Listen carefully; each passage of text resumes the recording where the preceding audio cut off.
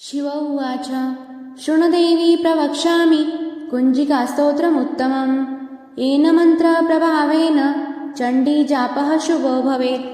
न कवचं नार्गलस्तोत्रं कीलकं न रहस्यकं न सूक्तनापि ध्यानं च न न्यासो न च वार्चनं। कुञ्जिकापाठमात्रेण दुर्गापाठं फलं लभेत्। अतिगुह्यतरं देवी देवानामपि दुर्लभम्। गोपनीयं प्रयत्नेन स्वयोनिर्व पार्वती। मारणं मोहनं वश्यं स्तम्भनोच्चाटनादिकं पाठमात्रेण संसिद्धेत् कुञ्जिकास्तोत्रमुत्तमम्।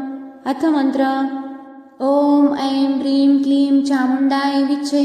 ॐ ग्लूं हूं क्लीं जूं सः ज्वालय ज्वाल ज्वल ज्वल प्रज्वल प्रज्वल। ऐं ह्रीं क्लीं चामुण्डाय विच्चे ज्वल हं सं लं क्षं फट् स्वाहा इति मन्त्रः। नमस्ते रुद्ररूपिण्ये नमस्ते मधुमर्दिनि नमः कैटभहारिण्ये नमस्ते महिषार्दिनि नमस्ते शुभहन्त्रे च निशुम्भासुरघातिनि। जाग्रतं हि महादेवी जपं सिद्धं कुरुष्व मे। ऐङ्कारी सृष्टिरूपाय हिङ्कारी प्रतिपालिका क्लीङ्कारी कामरूपिण्ये बीजरूपे नमस्तुते। चामुण्डा चण्डघाती च ऐङ्कारी वरदायिनी विच्चे चामदा नित्यं नमस्ते मन्त्ररूपिणी। धां धीं धूं धुर्जटे पत्नी वां वीं वूं वागदीश्वरी। क्रां क्रीं क्रूं कालिका देवी शां शीं शूं मे शुभं करु। हुं हुं हुं हुंकाररूपिण्ये जं जं जं जं भनादिनि। भ्रां ह्रीं ह्रूं भैरवी भद्रे भवान्ये ते नमो नमः।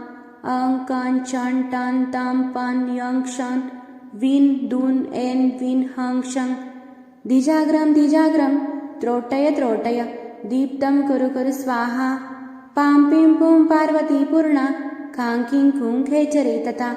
सां सीं सूं सप्तशती देव्या मन्त्रसिद्धं कुरुष्व मे। इदं तु कुञ्जिकास्तोत्रं मन्त्रजागर्ति हेतवे। अभक्तनैव दातव्यं गोपीतं रक्ष पार्वती। यस्तु कुञ्जिकया देवी हीनां सप्तशती पठेत् न तस्य जायते सिद्धरण्ये रोदनं यथा। इति श्रीरुद्रायमले गौरीतन्त्रे शिवपार्वतीसंवादे कुञ्जिकास्तोत्रं सम्पूर्णम्।